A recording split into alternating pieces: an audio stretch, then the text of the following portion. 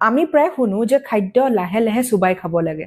খুব খৰধৰকৈ খালে ওজন বাঢ়িব পাৰে নেকি? আহক জানি লওঁ। হয়, খুব খৰধৰকৈ খালে ওজন বাঢ়িব পাৰে, কিন্তু কাৰণটো কেৱল খাদ্য নহয়, আপোনাৰ মগজু। আমি যেতিয়া খাবলৈ আৰম্ভ কৰোঁ তাৰ পিছত পেটে মগজুলৈ মই ভৰি গলো বুলি সংকেত পঠিয়ায়। কিন্তু মগজুৱে পেট ভৰি যোৱাৰ সংকেত বুজিবলৈ প্ৰায় 20 মিনিট সময় লয়। যদি আপুনি তাৰ আগতেই খৰধৰকৈ খাই শেষ কৰি দিয়ে, মগজুৱে তেতিয়া বুজিয়ে নাপায় যে আপুনি ইতিমধ্যে যথেষ্ট খাই পেলাইছে। ফলত প্ৰয়োজনতকৈ বেছি খাদ্য খোৱা হয়। ৰ'ব, ইয়াতে শেষ নহয়। খৰধৰকৈ খালে কম চুবোৱা হয়, ফলত তৃপ্তিও কম অনুভৱ হয় আৰু হজমৰ সমস্যাও হ'ব পাৰে।